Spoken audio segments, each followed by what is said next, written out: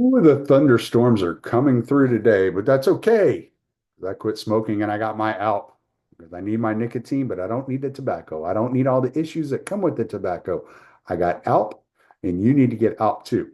Visit the link in the description below, get 10% off your Alp, and if you order $70 or more, free shipping. Alp is the best nicotine pouch I've ever tried. I've tried tons of them. I can name them, but they're not, none of them are as good as Alp. When I went through a situation about a month ago where I didn't have my Alp, I was miserable trying to balance my world on the backs of those lesser nicotine pouches. So get in the link in the description below, 10% off, $70 or more, and you get free shipping. I order right at $70. That's 3 logs, 15 rolls, lasts me a whole month, recurring order. So I get free shipping every month and I get my nicotine. And it's cheaper than the stuff you buy in the stores. So Alp is less expensive and better than what you find in the stores. So go to the link in the description, get your 10% off, plus order $70 or more and put it on recurring order. Therefore, you don't have to think about it ever again and have Alp shipped directly to your door. Therefore, you have your nicotine and you get your discounts.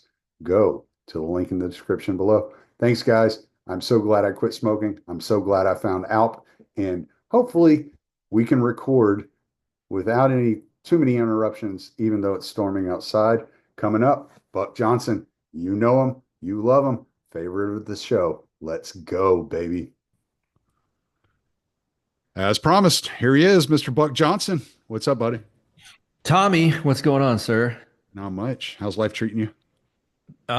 It's going pretty well, I have to say. Uh, Lent is done, which is nice for the old dietary palate. Um, yeah, but yeah, our church expanded. It's going well. So, and outside of church, things are going smooth as well. I can't complain, and if I could, no one would care. Well, you have a new design, t-shirt design that just Oh came out. yeah, shirt. Yeah. Yeah. So Um, Yeah, a friend of mine, Alex, I should give him a shout out. Alex Brasco, who goes to Father Turbo's parish, came to me with the idea, and he said, "I'll pay half the down payment or whatever that is you give the deposit or whatever." And I was like, "You don't have to." "No, I want to." "Okay." So lo and behold, we did it. Ritual Printing Company that does Death to the World and Holy Name. They did all the work and looks rad. So yeah, I'm excited. yeah, it's cool, man. It looks great. I was My a mom. little, I was like, no one's gonna buy this. And he's like, yes, they will. And then before like the first ad, I had like 20 going. I was like, okay, maybe. But then yeah, we'll see. Maybe it plateaus at some point. And yes, your first customer was Mrs. Elizabeth Salmons. Oh, was she the first one? Yes. Awesome. Yeah. No, because she had told me, like, she's like, did you see Buck has a new shirt? And I was like, yeah. Um, I don't know where to buy it though. It says on the, I think it was on YouTube. I saw that it said email you, and I was like, well, I'm just gonna text him. Like, so I'm like, where does my mom buy the shirt?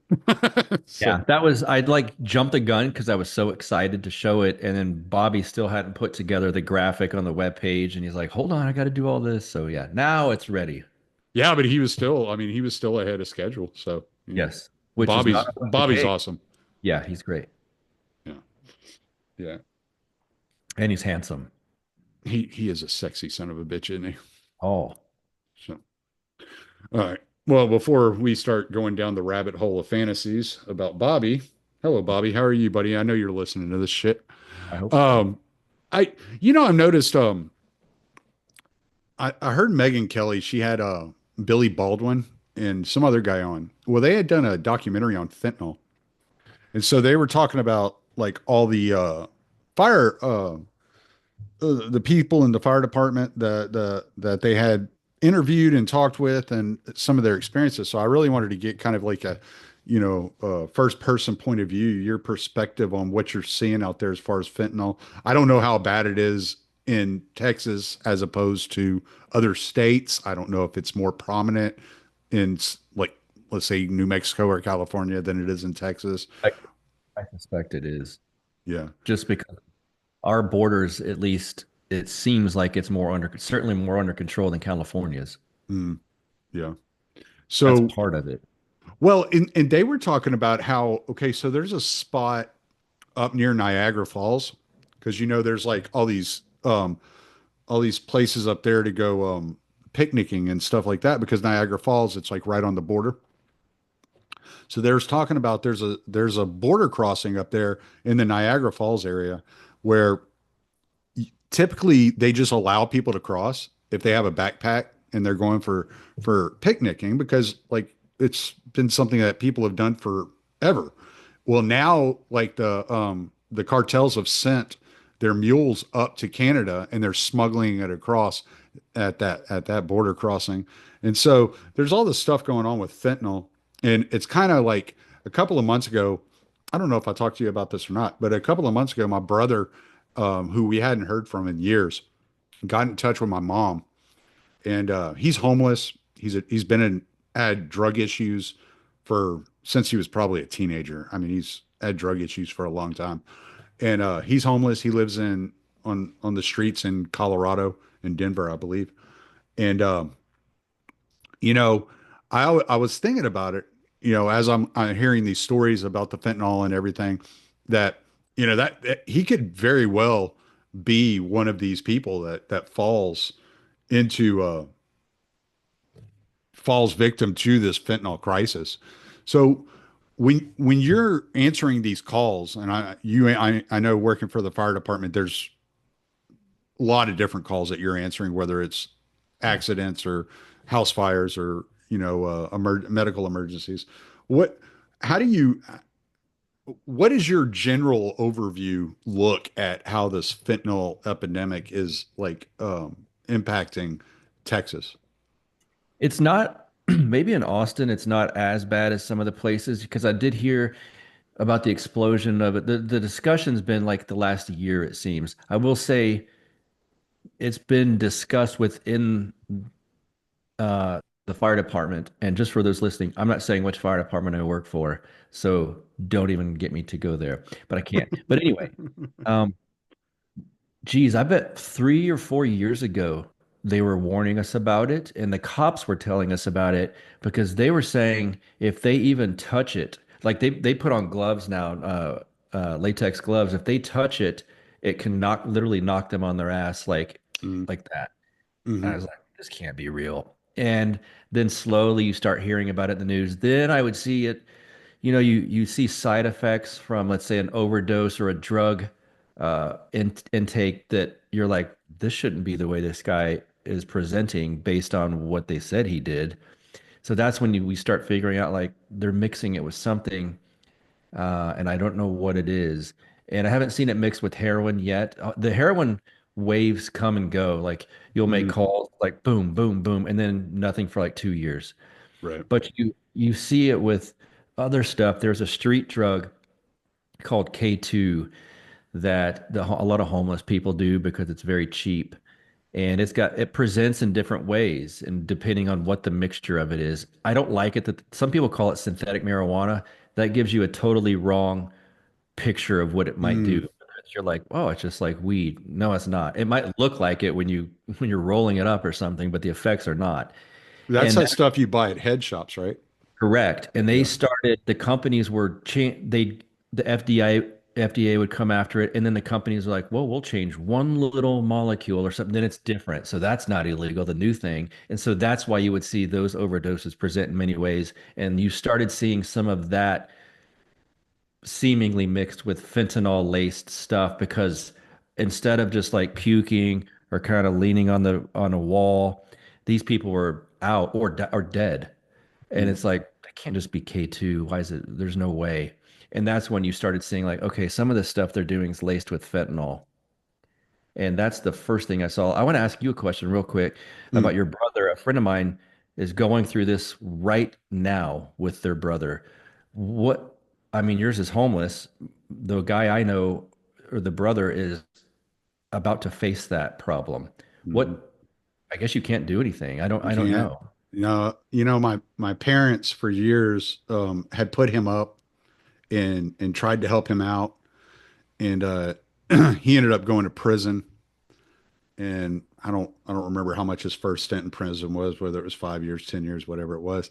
Then he came and stayed with me when he got out of prison. He came and stayed with me and my second wife and my kids, and that went well for. He got a job and was doing okay for a little while, and then I mean they just fall back into the same routine. And when he was staying with me, he wasn't doing like I mean he would get a hold of a Xanax every once in a while or something like that, but it wasn't anything like crazy. It wasn't he wasn't dragging heroin to my house, which he was doing when he stayed with my parents, especially in Waco. For some reason, in Waco, heroin's very available. It's easily accessible Yeah. in the Waco area.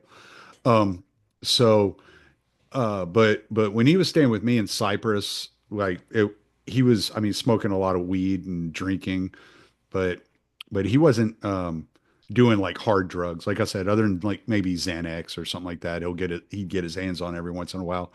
But we tried to help him out. I mean, he just never did find it. He lost that one job that he was working when he first was staying with us. And once he lost that job, he just stopped looking. He was just like, I'm like, I don't need to do this. And we tried to help him. We tried to like give him a place to stay and make sure he was taken care of and kind of motivate him to do stuff. But he wasn't he didn't want to do it. You know, Yeah. his mentality was that if I go look for a job, even having very little to no job experience, um, I should be making, you know, uh, 10, $15,000 a month. And I'm like, that's just not reality, man. You're not gonna just jump into the job market and make money. That's not the way it works. And so he didn't want to work his way up through the job market. Um, he could make more money selling drugs. Mm. And so he was selling and he was using and he was selling and he was using. And then he ended up robbing the grocery store near our house there in the Cypress area. And the little manager, poor little girl, she was probably 18, 19 years old, little bitty thing. And she followed him outside and she said, "Hey, we called the cops. You wait a minute. They're on their way." And he turned around and he hit her. And when he did, my Oh, brother's big. He's bigger than me. My brother's like at the time he was 6'2", maybe 250, you know. oh, geez. Yeah. He's a big guy. And he turned around and he hit her. And when he did, it like shattered the bones in her face, like her cheekbones and her nose. I think it broke her orbital socket. And she ended up having to have several surgeries, from what I understand. So the cops picked him up one day on the side of the road. He was barred out. That's street term for he was on Xanax. It was in the middle of the Hard, yeah. day. Yeah, and he was barred out and walking down the median, and the cop pulled up to him. He tried to give him a fake name, and they ended up figuring out who he was, arresting him, and I think he served 10 or 12 years for that. Damn. Yeah, yeah, they got him, but I mean, it wasn't his first offense. He had been in and out of jail since he was like 15 years old, 14 years old. Like he had a lot of issues. So, and yeah, man, I don't know if there's much you can do if the person doesn't want help. It's really hard, and it's really hard because you love this person and you want to put your best foot forward. Actually, I'll tell you, I hadn't mentioned this to anybody, even my mom. So when she hears this is the first she's going to hear of it. But I texted Father Turbo whenever he had contacted my mom, and I said, I told him what was going on with my brother, and I mean, just like right before he got in touch with my mom, some dude had hit it. I don't know if he got in a fight or the guy jumped him, was trying to rob him. I don't know what was happening. The streets are kind of weird. So, but the guy hit him in the mouth with a tire iron, knocked all his teeth out, Damn. and he spent some time in the hospital with that, and then he had some other health issues. I'm not sure exactly what they were. But so I contacted Father Turbo and I was like, look, this is what's going on. He just contacted my mom. I don't know if this is like reaching out, just say, hey, I'm still alive, or hey, here's a guilt trip for you, or hey, I'm ready to straighten my life up. Not sure what we're looking at here. But when it comes to the prodigal son, do you pursue him or do you wait for him? And he goes, you always wait for him. So, I mean, just as far as like Father Turbo goes, when you have a situation with somebody in your family who's going through these things, as difficult as it is to watch somebody spiral, go out of control, and completely destroy their life, you can't do it for them, man. And I hate saying it that way, but that's just the reality of the situation. And it's heartbreaking to see it, but there's nothing more heartbreaking than to give yourself false hope Mm, by them giving you all the right, lip service in the mhm. process of them dragging you down with them. And before you know it, you're down in that darkness and you're like, what the fuck do I do now? You Yep. know? And so, yeah, I mean, I don't like to tell people don't care or don't love those people, but you can't do it for them. And it's sad and it sucks. And it's a hard thing to see. Yeah. Sometimes that is loving them, Yeah. letting them come back. Right. Yeah, but I mean that's the best advice I can give because I mean I've seen people in my family struggle with people and never let them go and just be taken advantage of over and over and over and over again. I've seen what my mom went through. I know what I went through with my brother. Like it's just you can't do it for them. Yeah. Yeah. It's tough. And they're a grown man. So it's like, you got to make, Yeah, but you got to wouldn't know make it your by own bed talking here. to them. And like with me when I look at my brother, man, and I still see the freaking little short, chubby 4-year-old kid with long curly hair and big brown eyes, and I'm like, I don't even see you as a man, but like you're doing all these crazy things.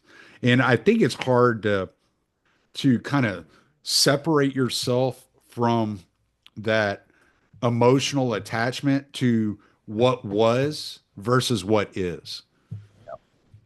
Yep. That makes sense. Just, yeah, it's tough sometimes, but life. Yeah. Yeah, it's crazy, man. It's crazy. But on the fentanyl, Yeah. Sorry to get no, life. that's fine, man. I don't mind taking a little detours, you know that. But back on the fentanyl. So have you had to deal with any of like overdoses or run into people that you thought were like, this dude's out of his fucking mind, like, because you brought up K2 a while ago, and I remember what was it in the early 2000s? It was bath salts. That was the designer drug Yes. that was being sold out of all the head shops. I remember that story that came out of Florida about that guy that tried to eat that other dude's face or something. And so it was like this whole idea that bath salts would Yep. turn you into a cannibal. And then I Yep. remember Yeah. um, in the 90s, we had angel dust, right? And so, Yep. and that was huge back then. And then they That's were what Rodney King was on. yeah. And well, and then you had fry sticks. Remember they were taking the marijuana and they were dipping it in embalming fluid and smoking it. Yes. Yes. Yeah. Yeah. That is Like wild. The stuff like people, so those designer drugs and this kind of like these like hardcore like laced like drugs that people get a hold of. They've been getting a hold of them for a long time, and there's been like, and I never understood the whole perspective of selling your customers something that's going to kill them. Like it just never made sense to me. I know.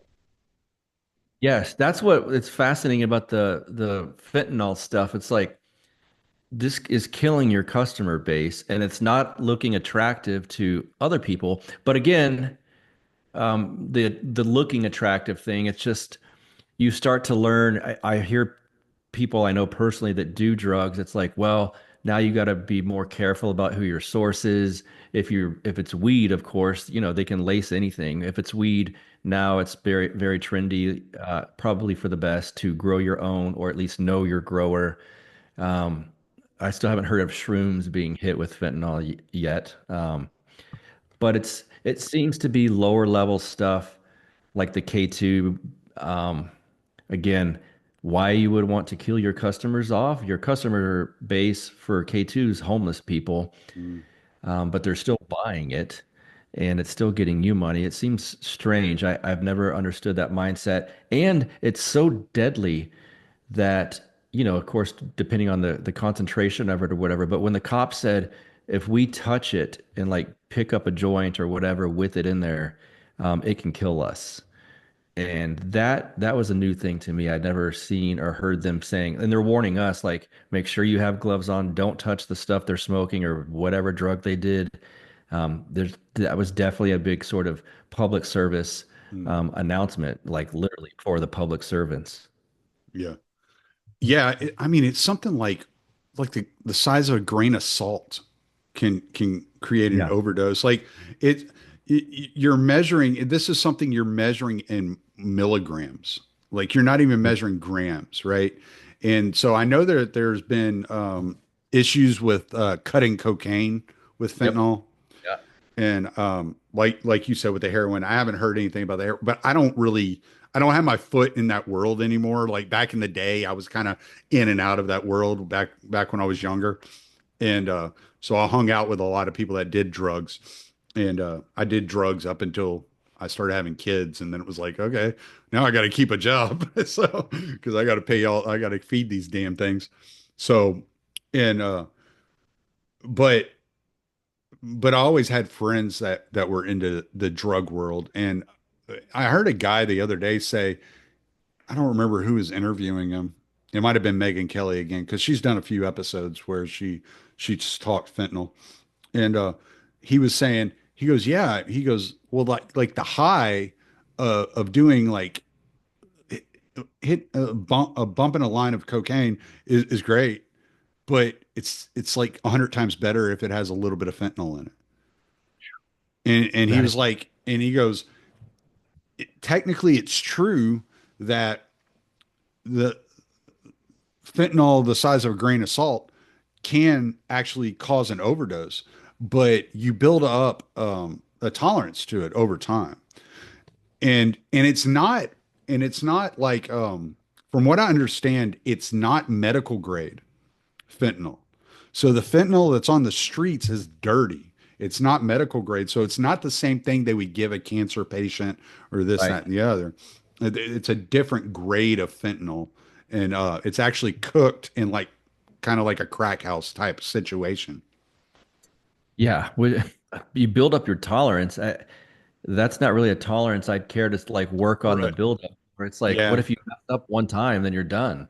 Well, see, the thing about drugs, I mean, like I don't know how many drugs you've ever done in your life, but the thing, anytime you talk to an addict, like somebody who's addicted to heroin or addicted to cocaine, who it's because they're chasing that first high again. Yes. And you'll And so never get the first you one. never get the first high. So what they do is they start lacing it with other things, trying to match it. And so when you hear somebody go, yeah, like doing cocaine's great, but doing cocaine with a little fentanyl in it is 100 times better. I can hear what he's saying. He's saying it's getting me closer to what I was trying to find. Right. And when that one is the one where you lace it with just a touch of fentanyl, then that's like this new kind of crazy badass high that you weren't getting before. And so, but then the next time you do, it's like, well, now I have to do that again. Maybe like a Yep. touch more, and then it's like, and now he's dead because he hit Mm, that threshold, or his body's like, nope. Or he got some that was cooked even dirtier than whatever that, it's like, mm, are you getting it from the same people? It's just once they're doing that sort of stuff on the street and the people, I've been on busts, drug houses and stuff. It's just the seediness and the disgustingness that you're walking into and around. I mean, I assume there's some nice ones, at least in the movies, where it's like these naked women where you can't touch anything or whatever, like New Jack City. But some of the stuff I've seen is really seedy and kind of it's like when you see a halfway house with prostitutes or girls that are getting basically sold out of there. It's just like soul crushing and kind of mm, not kind of. It's just sad. mm. It's once you become Orthodox too, you see like the old me was like, oh, porn's okay. But then when you see like the underbelly of like what's really driving that industry, it's so like, how can that turn you on anymore? So it's just sort of like that. Maybe you see things in a different perspective. Mm. Yeah. Yeah. It's I've been watching that show on Netflix, Warrior. Have you watched that yet? Lawyer? Warrior. Warrior, negative. I'm not. No, it's really good. It was apparently it was like taken out of Bruce Lee's like memoirs and like some of the notes, and it was a script he was working on. Oh, wow. Okay. Yeah, and I just finished the third season, which there's only right now there's only three seasons released. I'm hoping there's going to be a fourth because it kind of leaves you out there on a cliff's edge. There's no like conclusion. So hopefully there's another one coming out. But you think about the opium dens that they show in like the 1800s, like San Francisco, which is where this takes place in Chinatown and in San Francisco in the 1800s. And you're like, yeah, that's not what a drug house looks like. You know, No. like remember that there was I think was it Planet Terror?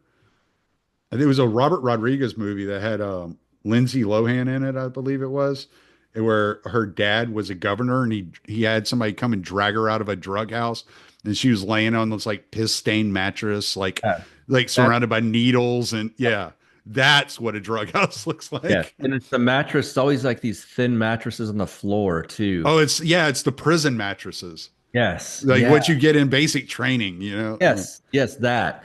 It's gross. It's almost like the movie idea of a whorehouse. It's like that HBO show or whatever that used to be on with that libertarian guy that was like the guy running it, and all these pretty women, or the things that you Oh, what actually, was it? Was it the Bunny House or yeah, Bunny Ranch. Bunny Ranch? That's what. Yeah, I remember that.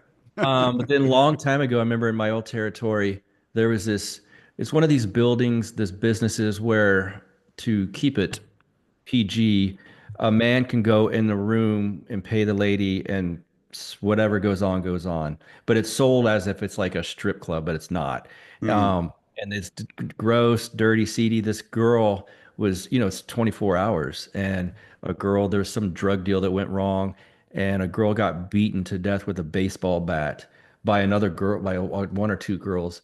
And it's just like, okay, this is not what they showed me on TV at the Bunny Ranch. It's like when you realize the movie version versus like the disgusting underbelly, the sad aspect of some of these things. It's gross. And Yeah, I yeah. mean, well, the massage parlor you get a happy ending at is never in, River Oaks or the No, Heights. right. It's like it's next to the biker bar. Yeah. Those rich guys in River Oaks or the Heights have to drive their nice cars into the seedy area. Yeah. So, Yeah, one of yeah. those places just got busted by my ex-wife and her business partner own a salon in downtown Austin, and they figured out right next door.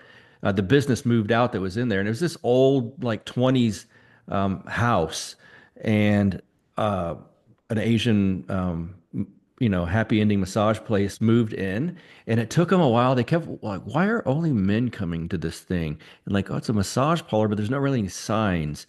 And so her business partner found these message boards where like the guys that are into these sort of things kind of trade notes or whatever. And they found this, and she's like, son of a gun, it is this place right next door. And they found out all what was going on and this level of services, which were quite extensive. I didn't know they did some of these things in those places. And it took a while for one, APD said, not interested, don't care. All these Mm, signs businesses have, like, call this number for child trafficking. They did, and they're like, well, like, no one cared. And so finally, the Texas uh, Department of Public, the DPS troopers, they took the case, and it had to build up for like a month.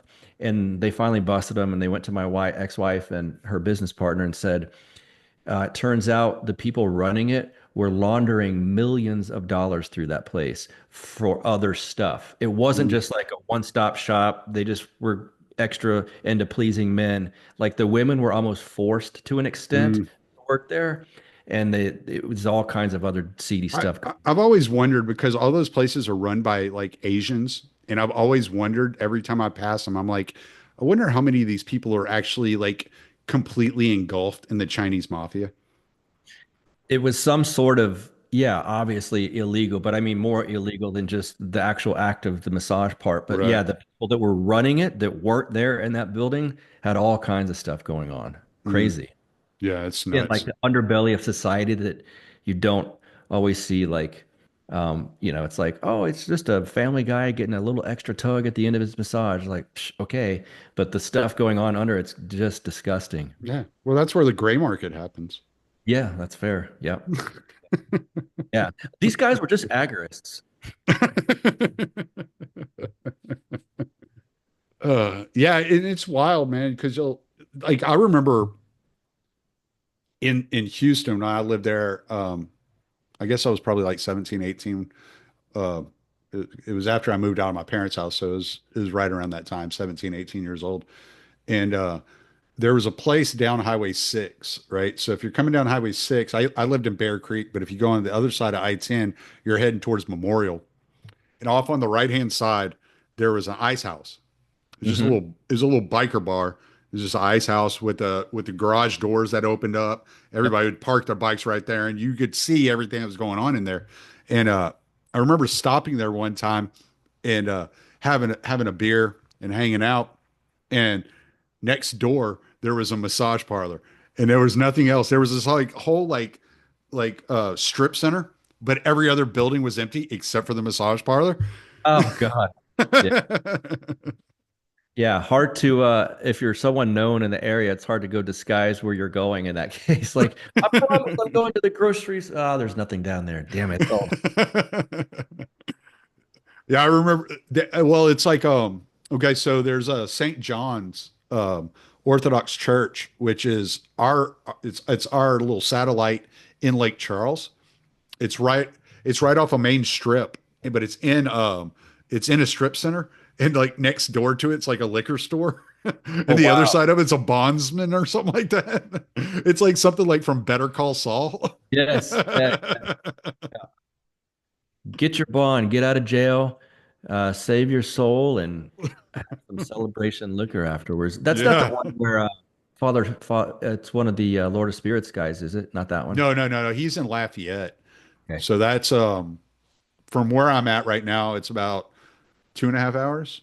Okay. That's Archangel Gabriel, I want to say. I, I think that's his church in Lafayette is Gabriel. Yeah, and so Father Michael, who's the priest at my church, is actually does one Saturday a month at St. John's, and that's the only time they're open. Oh, really? Yeah, it's just One one Saturday a Saturday. month. I'm Okay. sorry. One Saturday a month, that's all the time they're open? Yeah, yeah, yeah. Because a lot of those people in Lake Charles will travel the 45 minutes to Beaumont to go to service. It might be it's a little bit further than 45 minutes to Beaumont, but it's about 45 minutes from my house. So it's about an hour from Beaumont because it takes me about 20 minutes to get to church. Okay. Got Yeah. it. So, but yeah, it's right there off of like 210, right in the middle. But so it was interesting a couple of years ago. Um, one so there's a I never heard of this before. Maybe you have, but I always found this interesting. I never had a chance to talk to anybody about this. So we have a monk that shows up to our church like maybe once or twice a year Mhm. around Pascha or around Christmas time, right? Nativity. And but he's like he doesn't have a monastery. He stays in his house in Lake Charles. Mhm. And it's weird because he drives this like nice F-150, but he shows up and it's like this monk, and he's just kind of got the, like lay of the land. He kind of rules the coop when he's there, and Father Michael kind of like serves him and does whatever he needs. And it was one of those situations where when I first saw him, I was like, who is this guy? Like, Mhm. you know, but come to find out he's a monk, and he doesn't have a monastery. He stays in his house in solitude, praying constantly throughout the day. There was some of that on, I think they call that a skeet. When we were on Mount Athos, of course, we were at the monasteries, but we stopped by this monk's house. Again, same thing.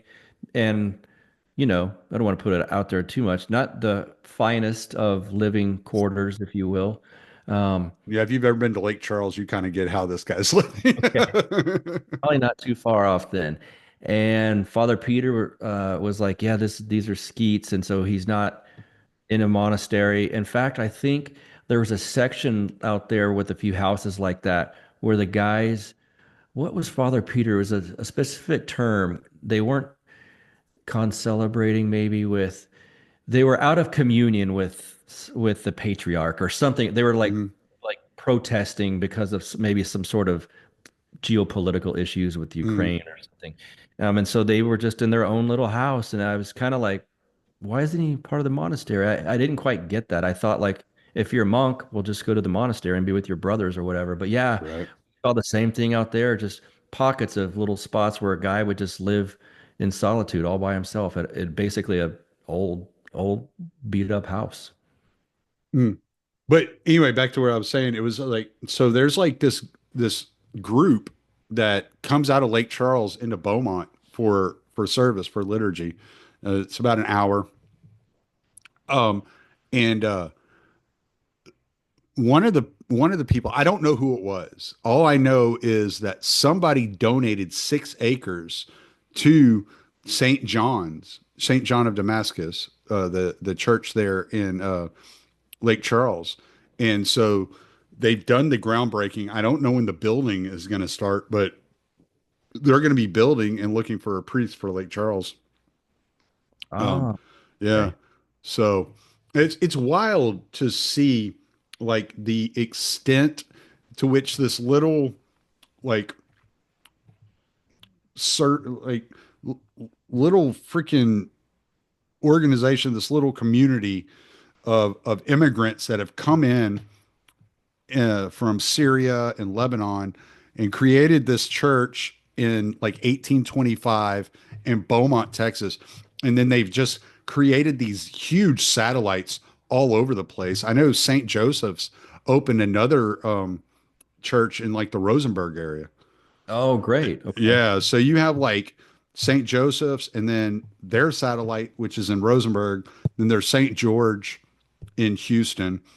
And then there's Archangel Gabriel down in Lafayette, and then you have St. John of Damascus and Lake Charles. And it all started from this little community of Orthodox Christians out of Beaumont in the 1800s. Yeah, that's a trip. And It's wild. what you would think of growing up in Texas when you think about Beaumont. Yeah. Yeah, I know. Like whenever I like started like finding out the history of the church, I was like, what? Yeah. You remember I sent you Yep. I that love that sheet. That thing's really cool. Father Michael has it in his office now, so it's not out for the public to see all the time anymore. But they haven't upgraded it either. I don't think it's been upgraded since the new bishop's taken over. that. Um, was it Saba? Okay. So yeah. So, but yeah, they're really a stickler on keeping track of the history and all that. It's the history, you know, it's Mm, like Peter was the first name on that piece of paper. yeah, it's Huge. wild. It is amazing.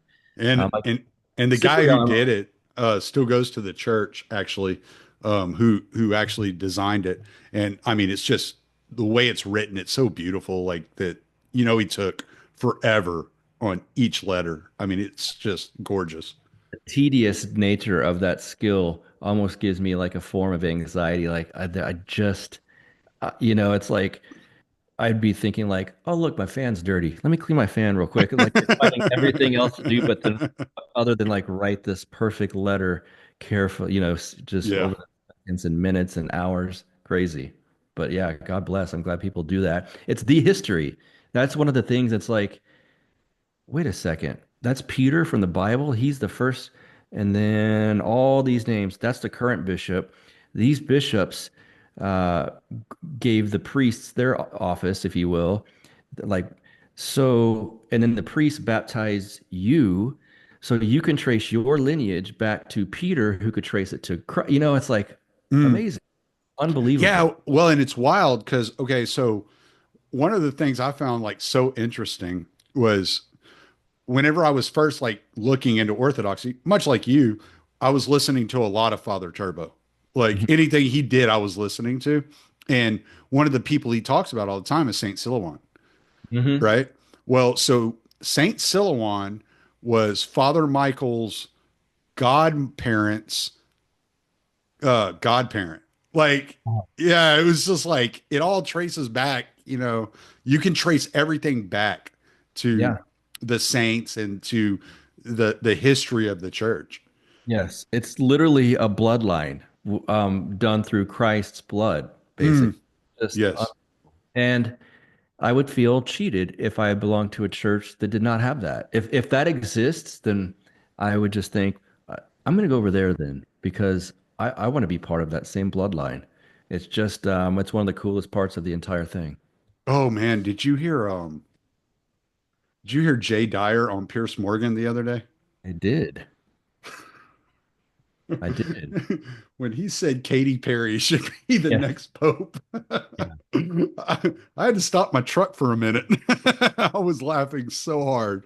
I was like, you have all these like serious Catholics like Yes. in this conversation, and then you have Jay Dyer, who's gonna do nothing but just throw shade constantly. Yes. They told him, Pierce or the producers or someone told him to bring the sass, was his quote. So he said, I brought it. And I think at that point, the black dude, he's not even Catholic, but he said he was a bishop of some sort.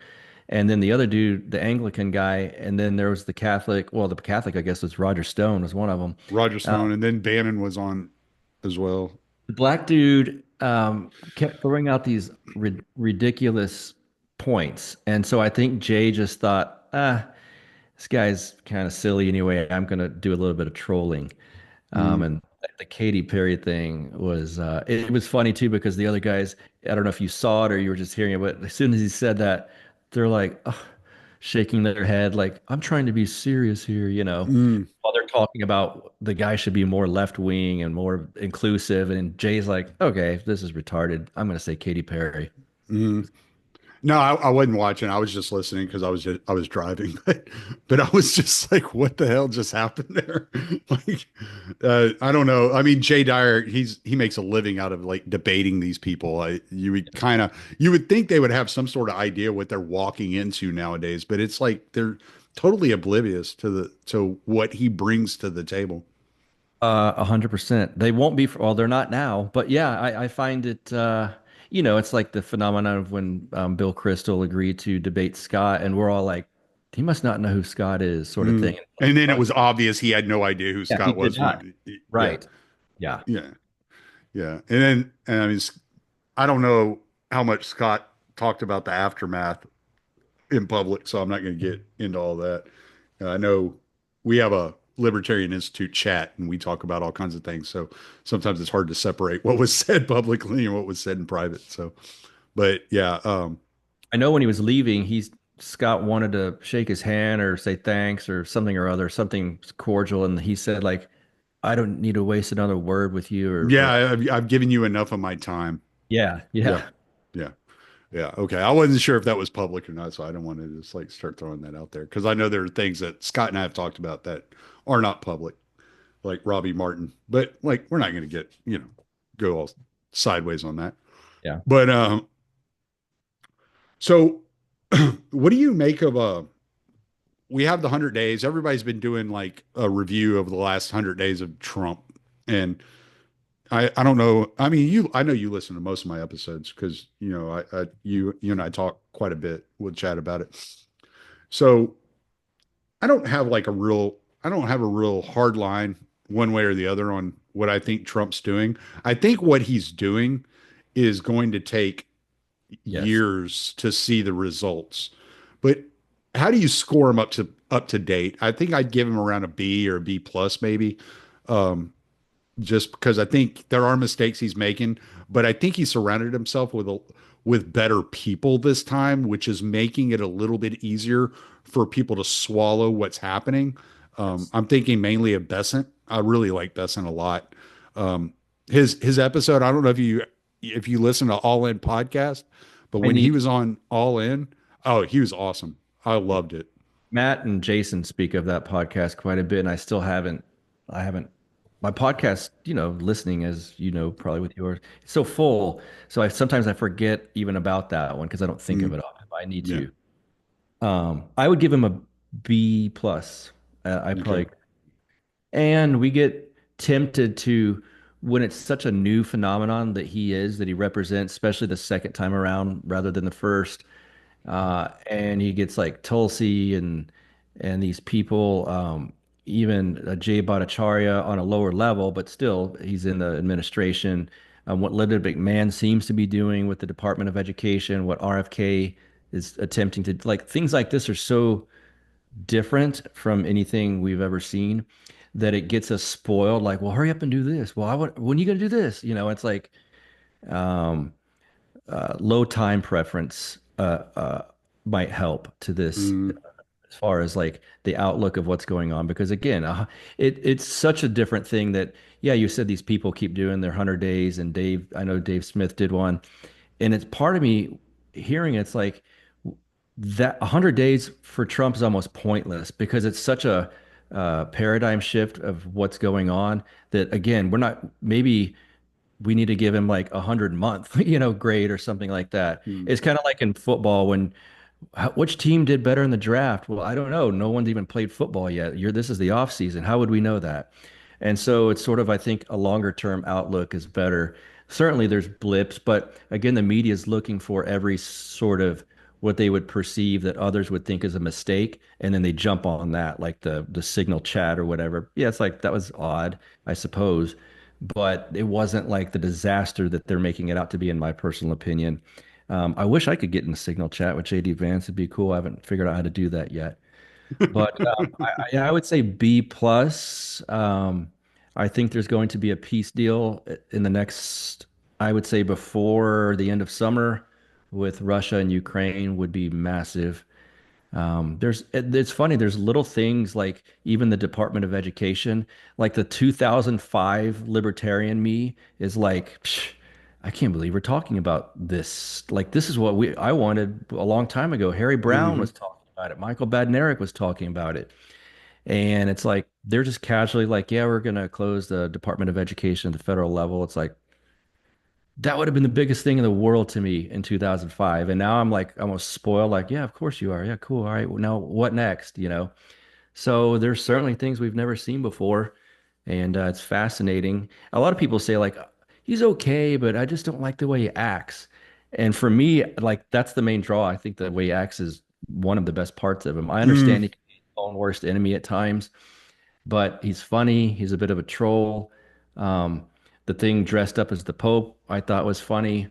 I don't know. Yeah, I heard about that, but I didn't see it. I haven't been on X though, so like, I rarely think that the Babylon Bee is funny anymore. It's so boomery in a way. But let me see if I can. They mocked it a little bit. And it was absolutely hilarious if you come from an evangelical family, which I do.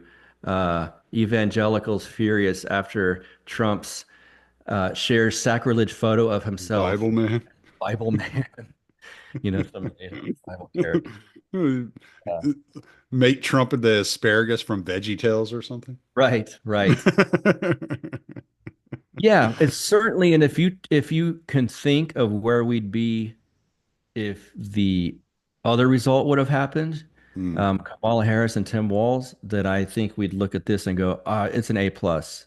It's almost what's not happening, what could have been happening. You should look at it in that direction too. Um, we all have shows that are allowed to be on.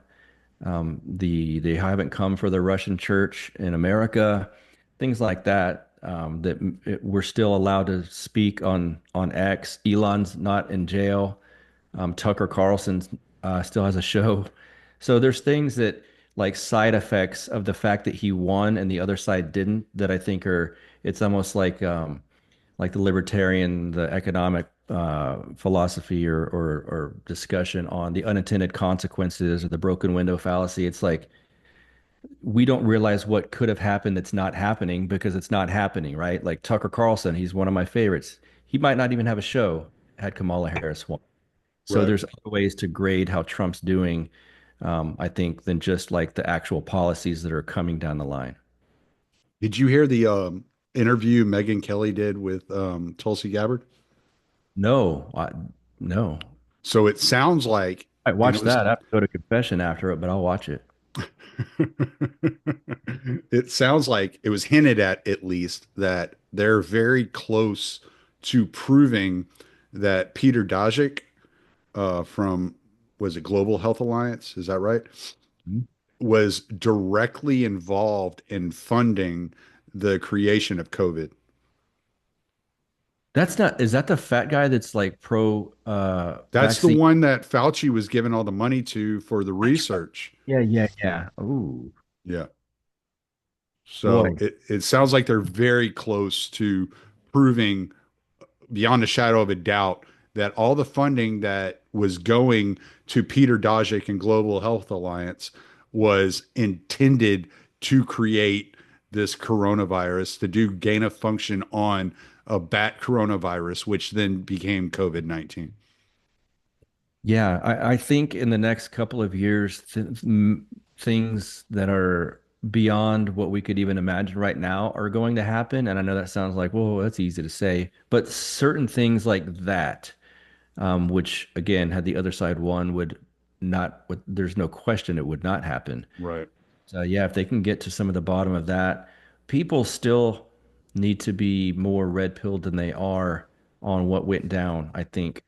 Other than like, well, yeah, it turns out lockdowns didn't really work, or maybe the vax worked for some people. Like we're kind of glossing over, like, well, why did it all happen? Mm, And certain things that's kind of like we don't even discuss that part of it. So if they can get like that layer, those layers deep, we're going to end up going, well, there's an A plus. mm.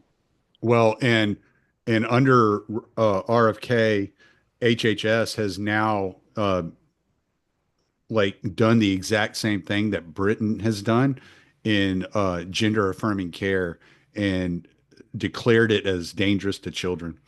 Excellent. So, I mean, and this is stuff that like kind of flies under the radar. You're not hearing a lot of people talk about it. I mean, this is one thing that drives me crazy about all news, whether it's internet news or, mainstream news, right? So if I turn it over to like Breaking Points or The Hill, it all seems like the entire point is to find some negative story that they can hit Trump with. And it's like, yeah, but there are positive things. And if you would just be a little bit more balanced, people would take you a lot more seriously. Yeah. Yeah. And then there's even to like Boomer Fox News, they focus sometimes, I'll turn it on and it's like, again, there's a lot of cool things that you could be bragging about rather than like uh, it seems like there's sort of empty stories about, so could Trump really run for a third term? He sure joked about it, and they're saying it like it's funny or a positive light. It's like, I don't know, who cares? Like that's not really the story. Like Mm. they're doing some seriously groundbreaking things that you could discuss, but it's almost like those sort of details are But boring it's or all it's almost like he knows exactly what to throw out there to get them off the scent of any real story that's happening. that's true. Back to his thing about his supporters the last time said, "Oh, it's 4D chess," and it's like, well, was it? Didn't seem like it. Maybe it is now. There's part of me, even with the tariffs, like my libertarian old brain kicks in. I'm like, tariffs are bad, but I don't know. I've told myself just wait and see and kind of maybe there is a plan here that's working out. Matt Erickson's very good at explaining some of these things, or actually finding people in the news or on X or whatever that are good at explaining it. And it's Mm. like, oh, see, there is something to this, and I'm just like, no, tariffs are bad. Um, Well, there's the whole thing with the tariffs is it's very it's like everybody has the neo-lib perspective on economics, right? And the economics that you and I studied from Rothbard on was post tariff economics. Like this was like post Andrew Jackson. This was post World War II is what we studied. And so what I know what the results are of those economics, right? Like we've seen them for 100 years. This is what's going to happen. It's going to continue to gut out the middle class. My children, I have a 19-year-old that's working multiple jobs because he can't find a full-time job that pays, that anything he could live on. When I was 17, I was sandblasting and painting, working for a crane company, and he doesn't have that opportunity available to him to work his way up through the job market. So it's like we understand what these neoliberal kind of like perspectives on economics brings and delivers to the table. We don't know what's going to happen out of this. And this is what is driving me so crazy is the certainty everybody has. And every time somebody makes a prediction, that like a week later, they're completely wrong already. Yep. Like for not what was it, has it been 9, 10, maybe 11 days in a row? The stock market's been up. Yep. And like, but as soon as it dropped that one day, everybody was like, oh, it's the end of the world. Yep. And then suddenly it goes up for 10 days in a row. Everybody's quiet. Nobody talks Yeah. about it. Right. Yes. Yeah. It's like the safe and effective, safe and effective. And if you take it, then your parents won't get sick. And it's like, then that just proves that, wait, that wasn't true. It's like no one comes out and goes, hey, I'm sorry we said all that stuff. That was a Mm. totally stupid. Well, It's it's like just, that Chris Cuomo debating Dave Smith, you yeah. know. It was like, come on, dude. Like we have all the receipts. Yep. All you got to do is be like, yeah, I was fucking wrong. I was listening to the wrong fucking people. Yeah. And getting paid by them to say these things. Right. Everyone, not everyone, but a lot of us would go, all right, I respect that. He's admitted that he was duped or he was duping us on purpose. But it's always this kind of like slick kind of backtracking and then kind of cloaking it. And it's like, well, but you got to expect and understand. It's like, dude, you're lying. So Mm-hmm. it's, Mm-hmm. Yeah. So, but yeah, I think you and I are on the same page. Like BB plus for Trump in his first 100 days. I don't expect to see a whole lot. Um, but here's one thing, and we can we can be as down as we want about the mRNA vaccine and all the effects that have come out. But the one thing Trump did do was during COVID, he got that damn thing out. I know. Yeah. And it probably would have been announced earlier had the pharmaceutical companies actually liked Trump. But they waited until after he lost the election to announce that, yeah, oh, okay, yeah, the mRNA vaccine is going to be available in like a month. And he got that thing out very quickly, where it usually takes 10 years to get a vaccine out. He got it out, what, like 18 months, I think it was, something like that. So all these people that are doubting that he's going to get these trade deals done in the next couple of months. I'm like, look what he did with the vaccines. He has a way of getting things done. Like Yes. he understands. And the one thing that I appreciate about the tactic he is taking is because one thing that's always driven me crazy, it's like if you want to correct these problems, like we hear Rand Paul talk about it or Thomas Massey talk about it, they bring bills forward and then those bills are pushed aside and never voted on. He brings all that stuff to the front, Mhm. makes it front and center, and he's very nimble. He turns on a dime. He's like, "Look, okay, let's try this. Let's like," and he's trying different tactics, different techniques to get these like what he's signing them off as these orders, executive orders, but then he's pushing them over onto Congress saying, okay, now you need to codify this shit. Yes. Right. And so, but he's being very nimble and he's able to react. And you see watching Trump work and operate, you're watching a very high level CEO that's very, very successful at being a deal maker, at like making money. And it's like, huh, this is what the government's been missing. The government, whenever the bureaucracy is running things, it's very slow, methodical. And by the time something happens, it's too late. And he's like, I'm not going to be stopped and stymied by the slowness of the bureaucracy. I want to be able to make a pivot at the blink of an eye. And Yeah. it's pretty impressive to watch the way he's reacting with the tariffs and the negotiations and stuff like that. And having, I mean, he's basically having press conferences daily. It's wild. It's like, man, I've heard more from Trump in the last 10 days or whatever it's been than I heard from Biden in 4 years. Mhm. And so is Putin, apparently. They said that Biden and him did not speak the Didn't speak at all. Yeah. entire unbelievable. So it's like, well, then a peace deal was not going to get done because you at least have to pick up the phone.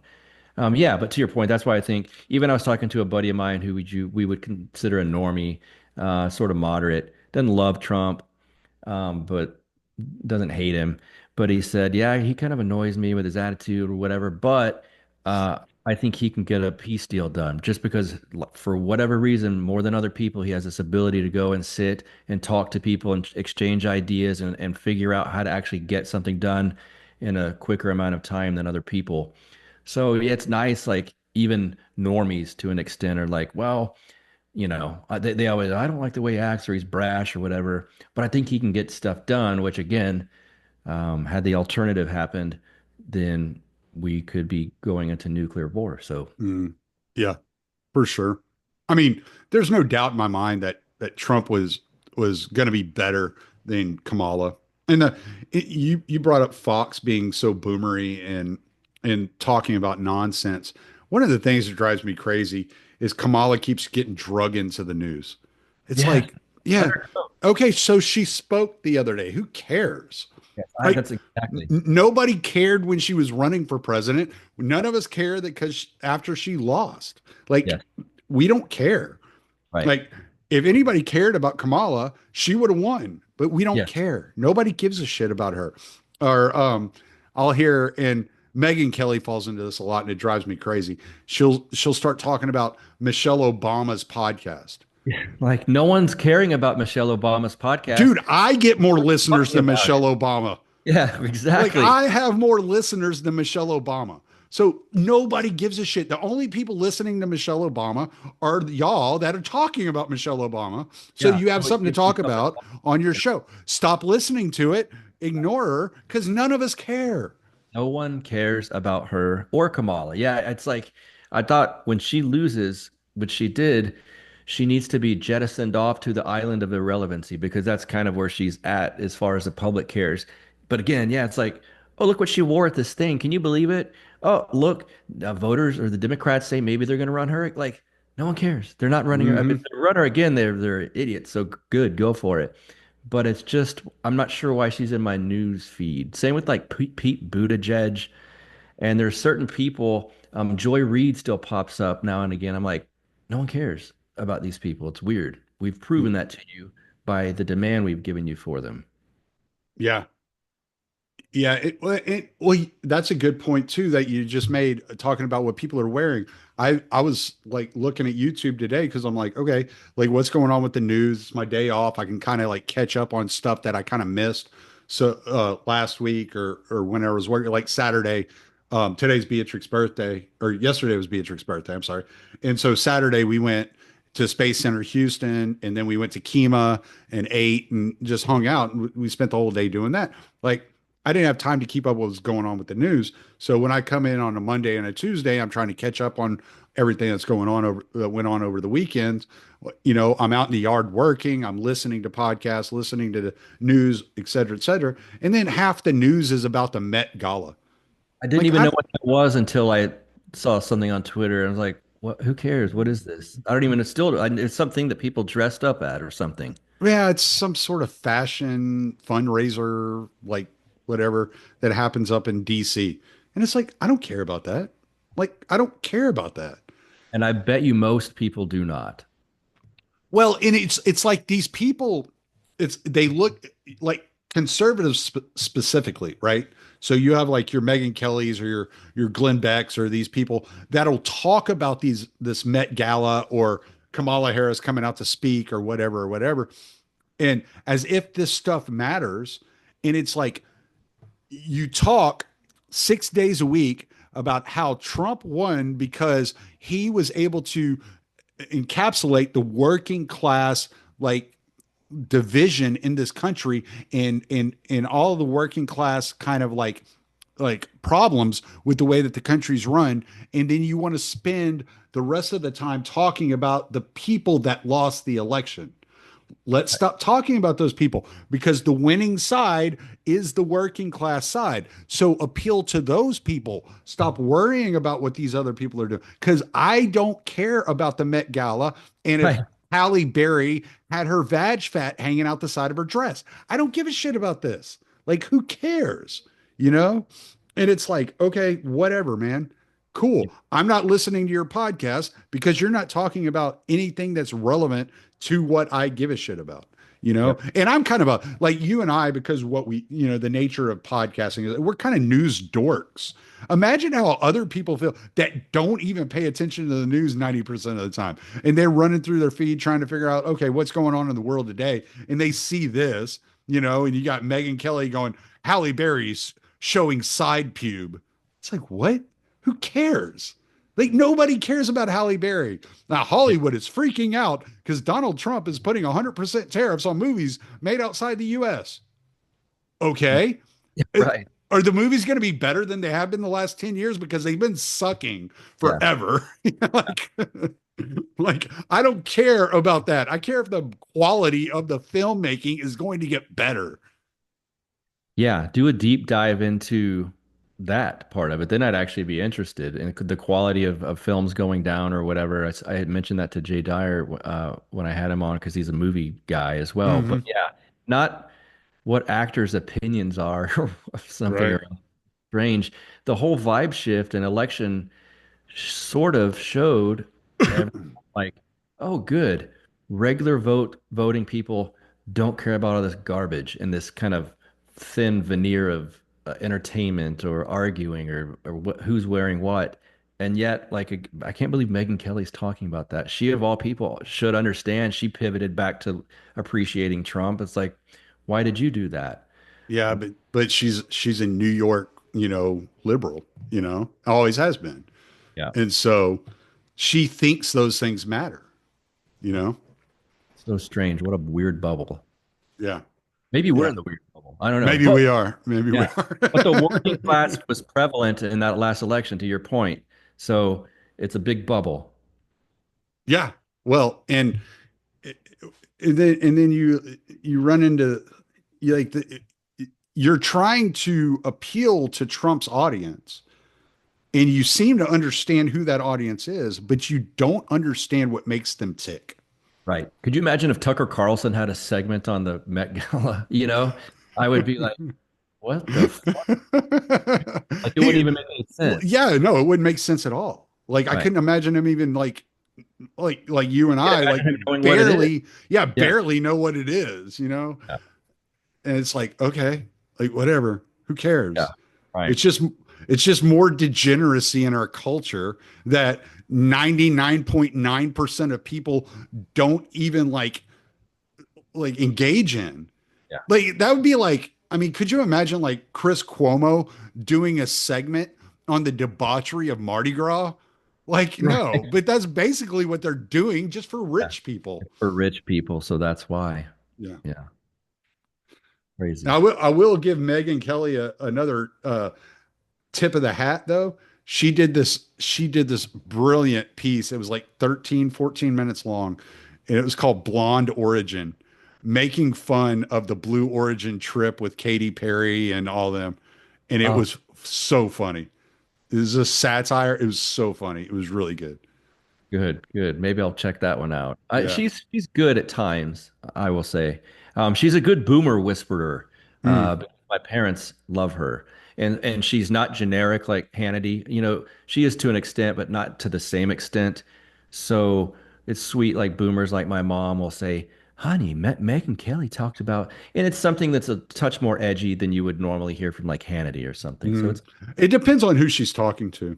Like, and I told Batya last week whenever I talked to her, anytime she's on there, I'll listen to it because yeah, I like to hear Batya bring like that kind of like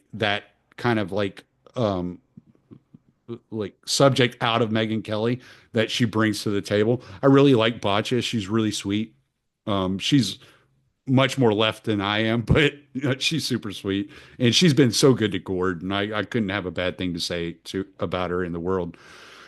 And so depending on who she has on, because she usually has one like 2 to 3 guests on for a show. So she'll do like a 20 or 30 minutes with one person, and then she'll do like another 20 or 30 minutes with another, which is interesting. And they're usually covering news topics, similar to like Timcast IRL or something like that. yeah, right. But she's better at it as far as I'm concerned because Yeah, she's agreed. been in the journalistic role for so long. She Yeah, understands how the news is made. yeah. And and so she kind of brings you like this insider. She just did an interview with Tucker Carlson last week too, which was really good. I'll watch that then. Yeah, that was really good. So depending on who she has on her show, I'll watch it. But sometimes she gets some of these people on that I'm just like, I know all you are going to be talking about is pop culture, Yeah. and like Hollywood and shit like that. And I don't want to hear it. I don't care, you It know. would be that would be way over my head. In the same way like a Jay Dyer episode would be over Megyn Kelly's head. It's Right. just I wouldn't even Yeah. know what they're saying. Yeah. Yeah. Well, and I just don't care. I never have cared about it, so I don't care about it. And I'm just not going to watch it. I'm just like, all right, whatever. You know, you're losing this view for this episode, like whatever. Like I'll You were watch a losing lot. my view, Megan. Yeah. Yeah. Yeah. Don't make me choose between you and, you know, what's her name? Anna Kasparian. No. Yes. But I mean, there's some, I think, some of these kind of like boomer neo neocons, what were neocons in the early 2000s, have made interesting turns with Oh, Trump, um, like okay. Glenn Beck. Yep. Some of the ways he's turned, especially since Trump's last election win. Um, in the first election, he was like dead set against Trump during the election. And I listened to him all the time driving truck. I listened to a lot of news radio back then. And so this was before podcasts like boomed and were everywhere. And so I, uh, I've noticed a big change in the way he sees things, and he's much more aligned with me now than he was in 2015, 2016. He pissed me off because I forgot where I used to hear him at, but it was either in '08 or I think it was '08 for the Ron Paul run. Maybe it was on Fox News or something back then. I can't remember. But whatever the case, I would hear him as a, let's say, right-leaning libertarian that I was. And he would say things, and I'm like, okay, he's kind of close here. He's got some stuff that I agree with. And then someone asked him, I heard called in or something about Ron Paul, and he's like, no, Ron Paul's a joke. And I was so mad. I was like, he's literally the guy that you're been trying to parrot. You haven't said his name, so this should be your guy if you mean these things you've been saying. And back then I was like, I'll never listen to you again. You're lying. You're a poser, all these things. Now, Mm, to your point, I have heard I'm like, okay, he's at least come around. He looks like a bloated kind of alcoholic at times. But he's a but former alcoholic, so okay, yeah. okay. Back in the day, he was like drawing on this board all the time and I Oh, I just love the chalkboards. yeah. Heard him call Ron Paul a joke. I was just, it's the naive younger me. I'm like, why isn't Fox News acknowledging him? Mm. Um, but it was just sort of shocking in the moment. I was like, wait, I thought this is what you liked. Well, he was one of the ones pushing the whole idea that if you see a truck driving down the road with a Ron Paul sticker, they might be a domestic terrorist. I remember hearing him say that back in like 2008. Maybe You know, that's okay. yeah, yeah. So, and that was the only reason I didn't pay Ron Paul any attention in 2008 because I was listening to Glenn Beck all the time, and so I kind of trusted him. I was like, all right, yeah, you know. And so, yeah. So that's why I wasn't a Ron Paul supporter when Ron Paul was actually running for president. It was because the things that were coming out of the Fox News media. Yep. Because when I got out of the military, Fox News had the best coverage of the war in Iraq. And Yeah. I still had all my friends were still going overseas fighting. So I wanted to pay attention to what was going on with the war. So Fox News had 24/7 coverage of it. And so I always watched Fox News. And then I became a fan of like uh, Glenn Beck and Bill O'Reilly. I was never a Hannity guy. He always kind of annoyed me. Um, Megan Kelly, I kind of watched on and off. And, I like her more now that she's got a podcast. She seems a lot more free, a lot more open. He is. And I like that a lot. She's actually fairly interesting um, Yeah. when she's not trying to meet the script. Oh, I was like, what the hell is that? Um, the squirrel standing next to a chicken and it looked funny. I was like, what the hell's going on? So yeah, some of the characters, have kind of disappeared. I still like Gutfeld, man. I remember watching Red Eye. I Yeah. would back in the day, I was driving for a metal company, and we would deliver like big chunks of metal to machine shops in Oklahoma. And so I'd have to stay. We only had day cabs. We didn't have sleepers on our trucks. So I'd have to stay in a hotel. I'd go to Oklahoma City, make Watch my Red de Eye. make my delivery, and I'd come back and I'd stay in Paul's Valley. And there was a little barbecue place across the street from the hotel I stayed at. And so I'd go grab me some barbecue and I'd go eat, drink a beer, go to bed, and I'd wake up. I had to get back on the road around 2 o'clock or so, but I would wake up at like 12:30 in the morning so I could catch red eye before I jumped on the road and left. Yeah, another good boomer whisperer, Gutfeld. My parents absolutely watch that show religiously. They love it. I get texts. He's got the same sort of dog I have, and so my mom will send me texts of his dog. Hey, Oh yeah. honey, he's wearing a Fred Perry like you wear, and it's just cute. It's like I love that you guys love him. Sometimes I'll watch if I'm at their house. I always watch it with them because they're watching it. The humor's a touch boomery sometime, but of course I like wrestling and what's his name's on there, the big wrestler. Oh yeah, yeah, yeah. And I still, to this day, have a small crush on Kat Timpf, even though some of her libertarian proclivities annoy me that now she's sort of a reasoned sounding libertarian, Yeah. but still have a crush on her. Yeah, she's cute. And she's actually super funny. She is, yeah. Very, very dry.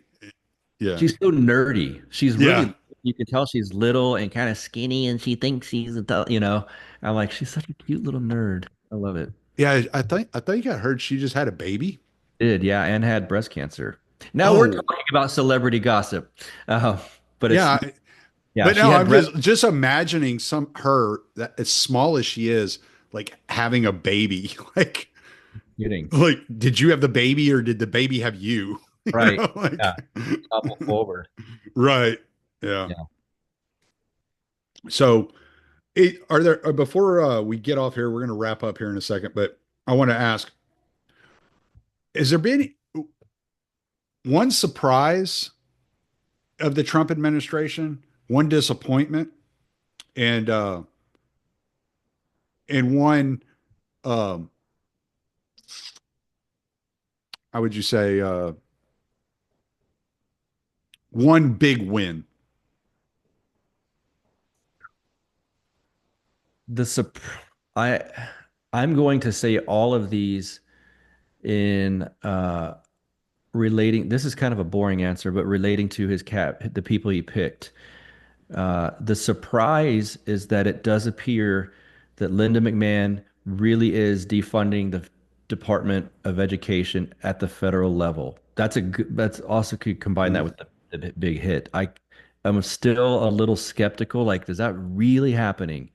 Because again, being a libertarian for since 2000, that was one of the, back then it's like libertarians have kind of boring talking points now, but like when you first get in and you're zealous about it, it's like, yeah, we want the Department of Education. I thought it was so radical, but it's like, dang, I can't believe they are doing that. Um, that I would call that. And then I would say the disappointment might be again, now it's me being spoiled. It's me having a high time preference when I should not do so. The slowness in which RFK is sort of making changes only because I was probably most excited about him out of all the cabinet appointments. I would say I'm answering a few times now that I'm going into this. A surprise would be Marco Rubio being better than I anticipated. A disappointment would be that guy Walls or whatever his name is. They just canned him or Oh, put Mike him. Walls. Yeah, they Yeah, made him UN ambassador or something like that. snake in the grass. Clearly, it's like, dude, he worked for Cheney in the bushes. Yeah. Why did you not learn your lesson? Who told you that that was a good idea? I'm certain he's the one that was undermining some things, especially with that group chat or whatever. He comes out and he's like, "Oh, I don't know how I gave whatever that journalist Rosenthal or whatever. I don't know how he Yeah, got it. Jeffrey Goldberg. Goldberg, that's who it was. It's like, Yeah. dude, I know how you're maybe boomers don't know what's going on here, but anyone below that who has signal chats, I know how it happens. You Hmm. add him to it. Like, Yeah. I promise Tommy, if I don't want him in a chat, if we have a group called We Hate Tommy Salmons and he gets added to it, I'm in charge of the group. I added him. It's Yeah. so like, dude, we know how you did it. I don't know how Right. that. Now there's okay, so sometimes on Signal, your name on Signal doesn't match your name that's saved into contacts, right? Yes. And so the what people are trying to say is that he meant to add Jamison Greer, who's the Secretary of Trade or something like that. Um, and he ended up adding Goldberg, Jonah Goldberg's, because JG was the initials. Boy, that's a So very good PR campaign helped him with that one. Maybe that's true. Again, though, it would still say because you're in these group chats too. Like so and so added. mm, It said Jeffrey Goldberg on the thing. I saw the screenshot. yeah. So I mean, also maybe this is on Vance and these guys. Like, did Okay, anyone? so I didn't see the screenshot. I Yeah, it just said his know. name, Oh, okay. and Okay. it's like, did anyone want to speak up and go, who's this? Yeah. You know, if I was in a group chat and all of a sudden it said Pete Quinones added Nick Fuentes, I'd probably write him and go, "Did you know that Nick Fuentes is in our?" It's just something kind of strange or that Right. catches my eye. It's Yeah. weird. That was a disappointment. Just that whole. I mentioned that it was kind of not that big of a deal, but it was just strange. And the appointment of Mike Walls when we could have told him, anyone could have told him. Tucker probably did tell him. That was a huge screw up. Those are the thing. Yeah, What's the biggest win? I'd say the Department of Education going away. If that's actually happening, it appears to me that it is, unless I'm missing something. I would say I would say not attacking Iran, which it seems like he doesn't want to. It seemed like we were on the precipice of doing, and we didn't. That if that Did you was see the the did you see the Dan Caldwell on Tucker?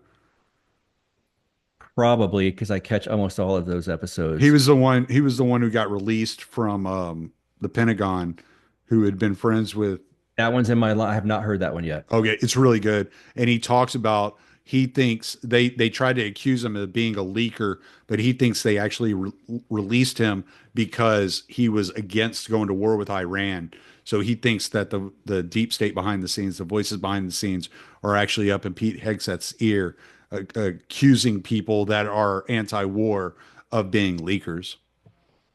Well, then I'm glad Tucker had him on because I'm certain that he has the ear of probably Pete Hegseth and Trump and Eric Trump and Yeah. JD. So that's good to get that out there. So if we were about to do that, which it seemed like it was possible, that would be a big win. And I mean, I thought the ceasefire was a win, but doesn't. It's like it's over. Yeah. Um, Yeah, that didn't last very long. no, Yeah. that's what I would say. The overall. If Doge, I think a lot of what Doge is doing, we won't see for a little bit. They have to codify I like suspect all this that could stuff. be a win. What they're doing, Yeah. I don't know. Again, maybe in 2 or 3 years we'll see that. So the biggest surprise to me was hearing Howard Lutnick out on every news program talking about cutting taxes on overtime and Yes, how important that is. And I was like, wow. Like, I mean, like overtime, you get killed, you get murdered on overtime. I just did 2 shifts of overtime, and I have not seen the paychecks yet. I It's bet it'll be it's better than I expect then.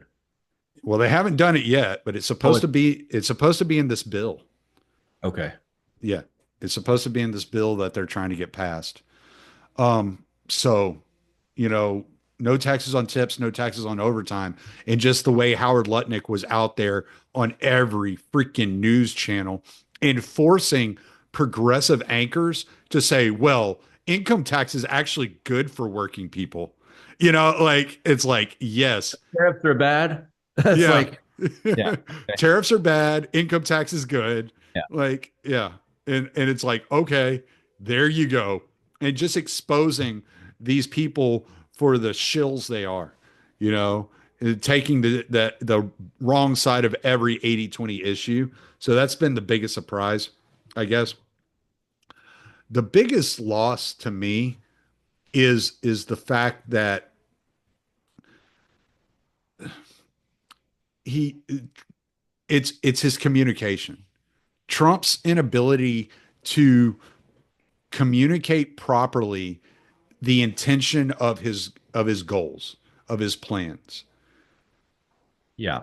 That I wonder if that's that on. bugs me because I'll turn on somebody like a Chris Cuomo or Breaking Points, and it's all just nag, nag, nag, nag, nag, and I'm like, yeah, but you're jumping to conclusions, and but he leaves them the opening to jump Yeah. to those conclusions. Right.